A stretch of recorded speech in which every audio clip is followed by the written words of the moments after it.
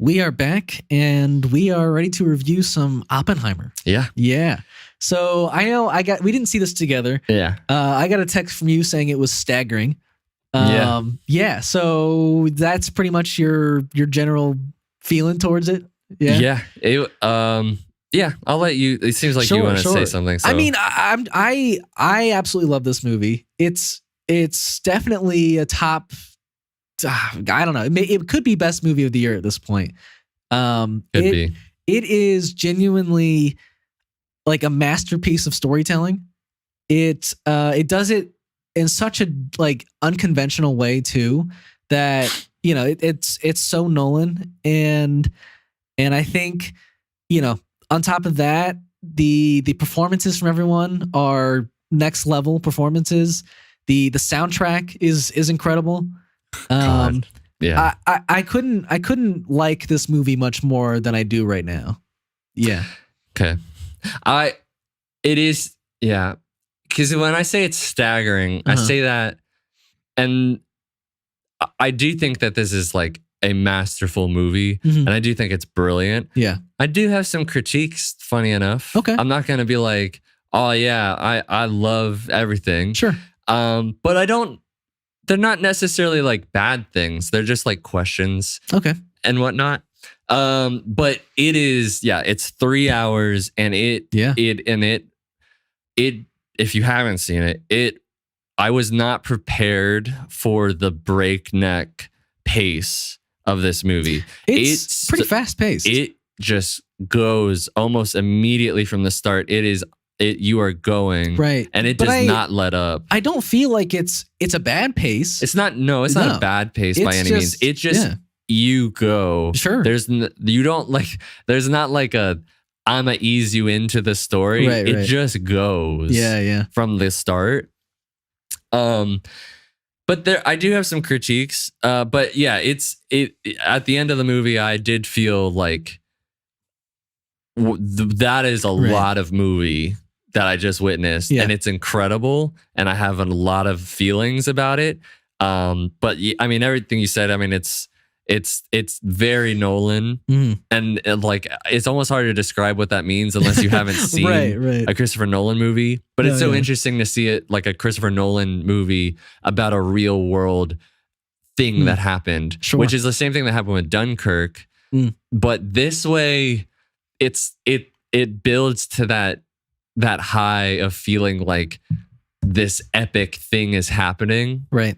Because in Dunkirk, it's more of like a race against time. Okay. It still has that. Sure. But it's like an end. There's a big climax and a big, like, this is the most important, it feels like the most important thing to have ever happened in the world. Sure.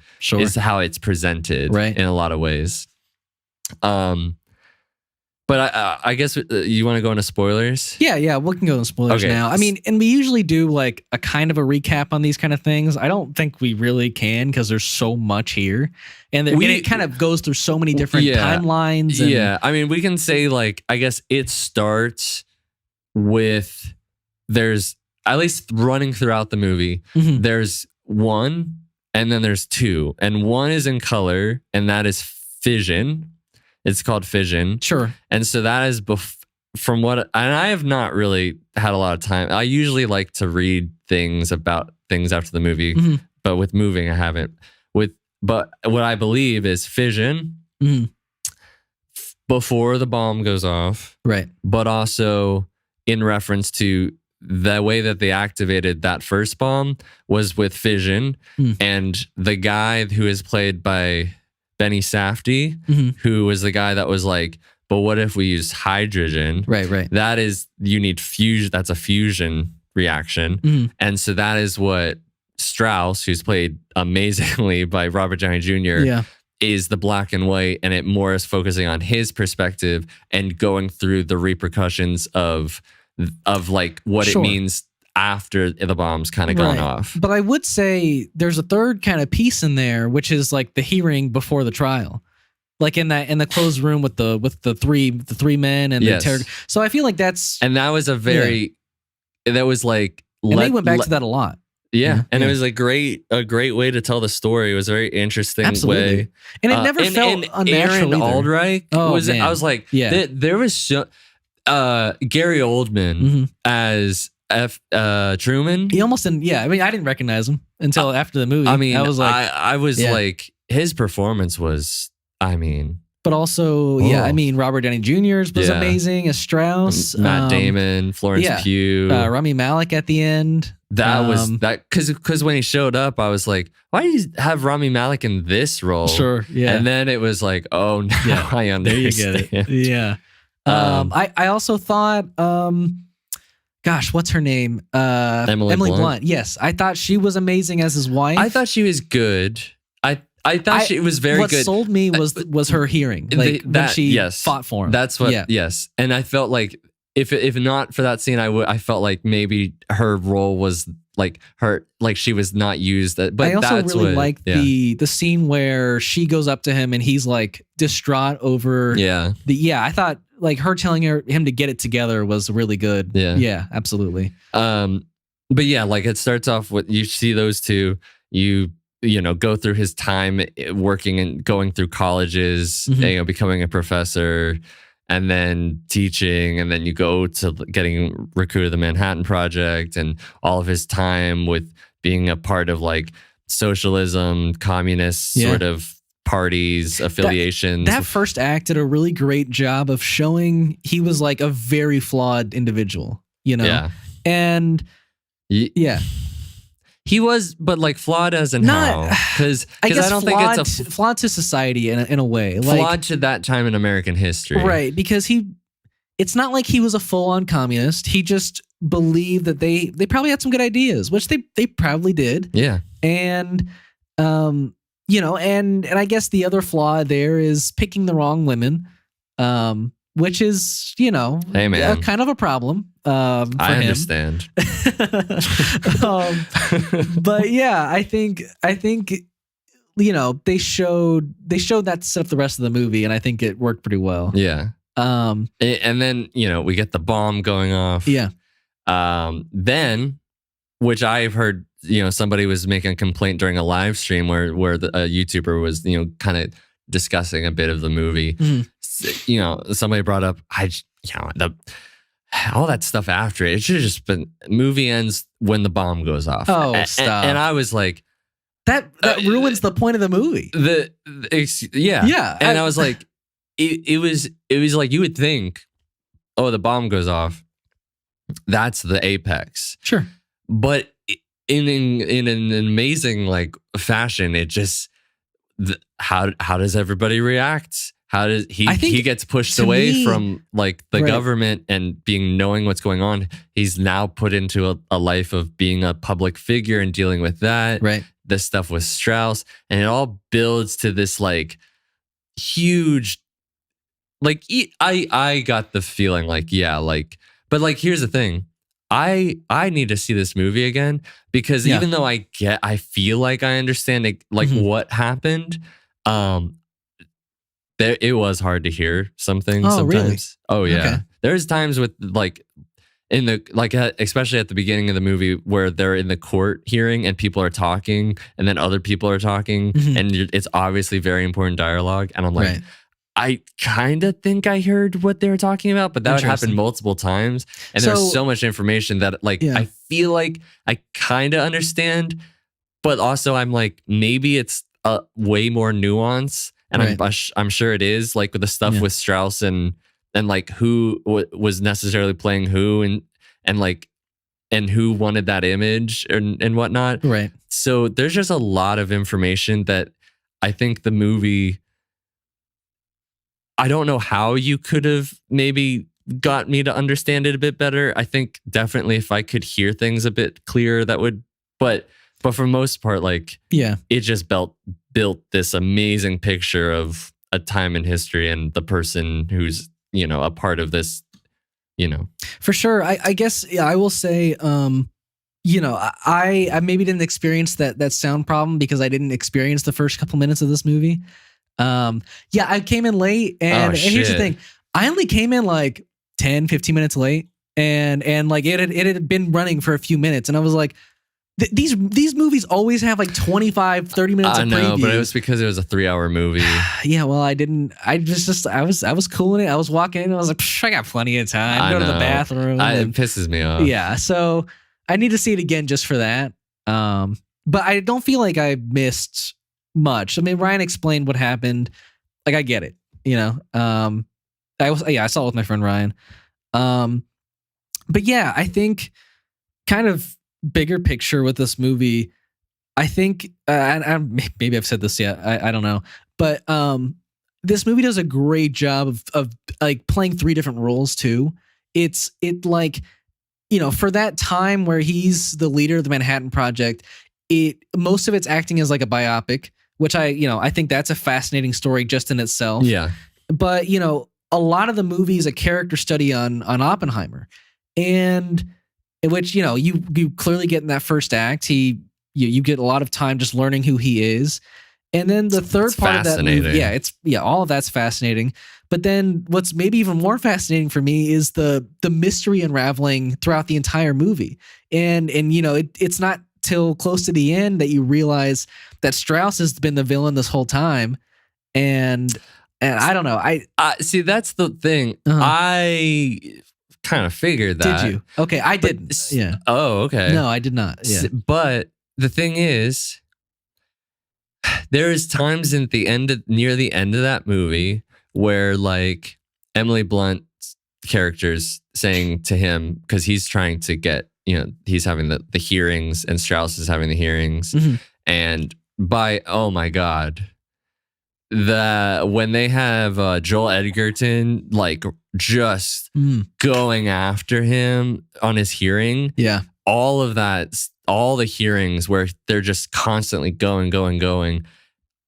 It was amazing. Yeah. I mean, I don't want to like seem like negative about certain things, because I think this movie is incredible. Like, I think it's one of his best movies. I think it could be the best movie of the year. Yeah. It is an amazing experience. But there's like, she was saying like, they'll never forgive you for, you know, like you think that, you know, if you like beat yourself up enough, or like, you know, like put yourself out there where people can just like, you know, they'll forgive you. Mm-hmm. And he's like, we'll see. And it felt like he was almost playing a game, which is why I'm like, because I think Strauss, like, there is a villainous thing to him, but there's also like a bit of it that's like, maybe he's even being played a little bit by Oppenheimer.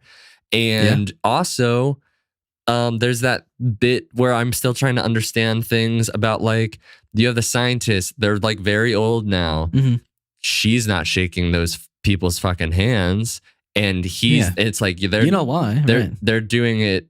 But like, I don't know if I necessarily understand. Well, she only didn't shake the one guy's hand. She wasn't that, but I think that was I think that was supposed to be like, she was not shaking all of those people's hands. I think anyone who spoke badly on Oppenheimer and kind of screwed him in that hearing, that private hearing, she wasn't going to shake their hand. And that's what that guy did.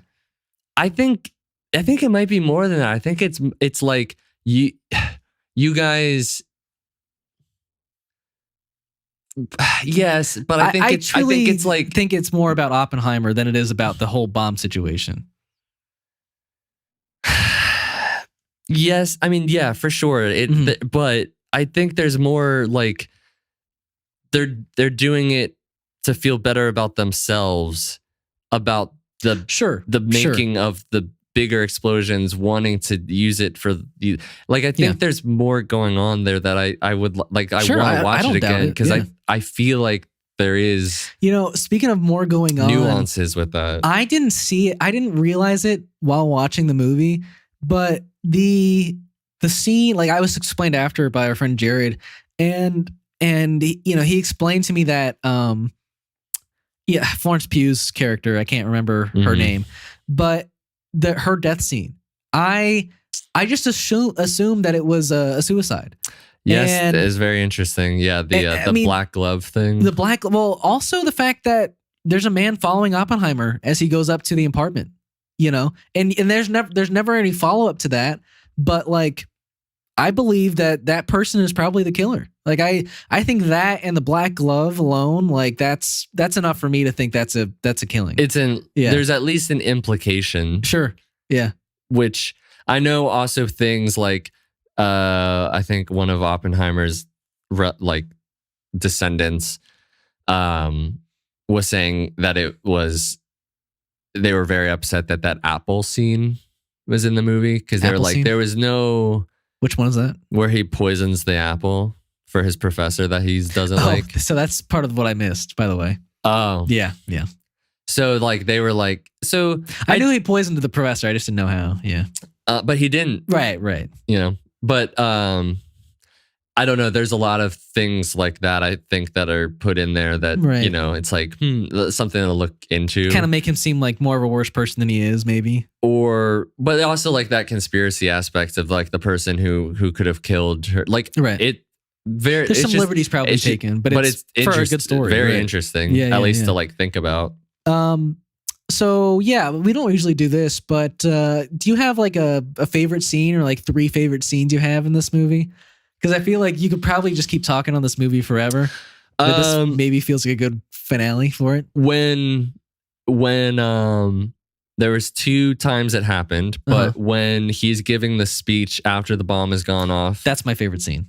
And it is, I don't know how they did it. Yeah, which is one of when people talk about like movie magic or iconic things, like.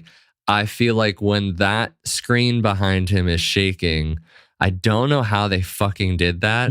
It's incredible. Yeah. And it does so much for the scene. And like, it's silent at times. Yeah, I was going to say the sound editing is like incredible because it's silence except for Oppenheimer.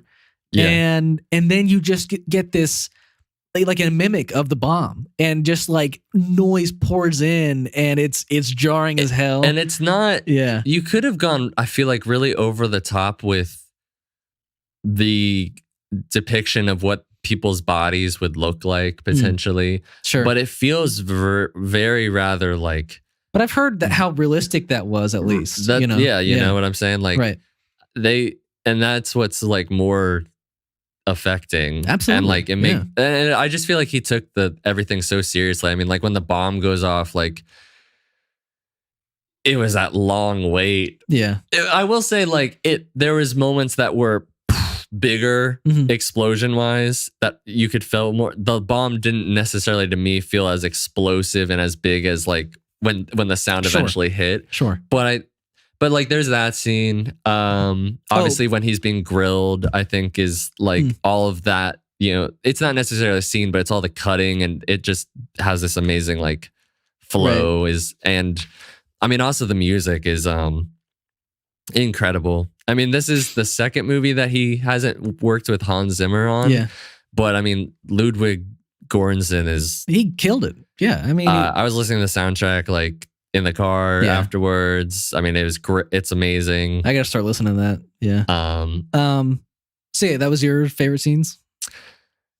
I mean, there was a lot. I mean, speaking on that first one though, like I truly loved him walking out of that speech and seeing the few that were like truly distraught by the bombing. Rules was throwing up. Yeah, he was. And you know, there's a woman in the crowd crying and multiple people outside crying and and like you felt how real that was, you know, that there would be people who felt the consequences. Yeah. Truly, truly great.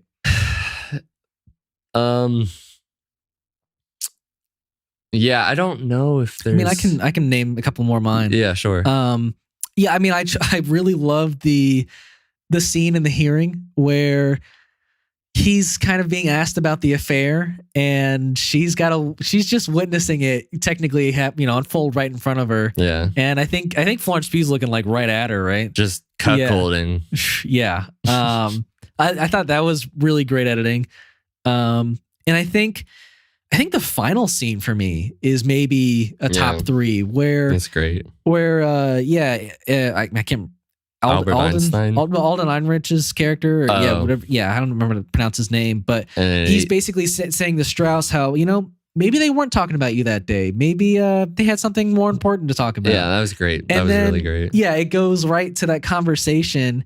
And yeah, like I feel like that quote from Oppenheimer, like maybe we started a chain of reaction that, you know, it's not, I'm not quoting it exactly. Like maybe, but remember when I said like we could, you know, we could start a chain reaction and well, I think we did. Right. And I think that is like the perfect explanation for why Albert Einstein's looking how he is, you know, towards Strauss. And then you get that zoom in and that's it. Yeah. So good. So good.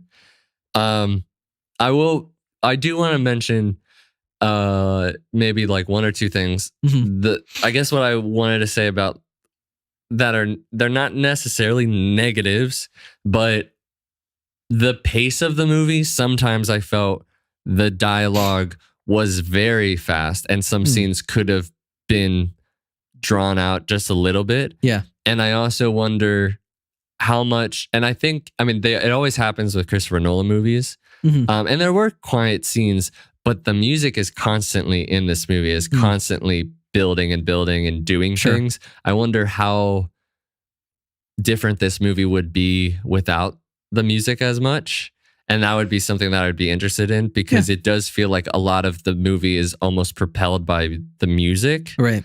And I'm just like, because the times that I feel like I'm supposed to be emotional, like when Florence Pugh's character dies and he's distraught, I didn't necessarily feel emotional. Yeah, I mean, I feel like it's because I just didn't love that relationship in the first place. So it's hard for me to get emotional about that. But I think Cillian Murphy did amazing job. And I think it's beautifully shot, beautifly directed. Yeah. Beautiful could be overall theme. It could be his best movie. I don't know.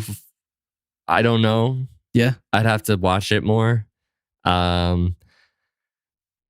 But yeah, I mean, I think it's incredible, and I don't totally agree. I think that's I want to say that's all I had to say. Yeah. It's truly a masterpiece. Yeah, I guess I'll say like watching this felt like watching There Will Be Blood for the first time. Oh yeah. Which is like when a director has just made something that is almost perfect. Yeah. And the lead actor is like they've done their best work ever. Right. That was Paul Thomas Anderson and Daniel Day-Lewis. And they're both like the same length almost, and they both are like, so it just felt like great. It was amazing. I haven't seen the movie, but maybe we should watch it tonight. Yeah. It's really good. Is it long? I mean, it is long. It is long. Yeah, well, it's a maybe.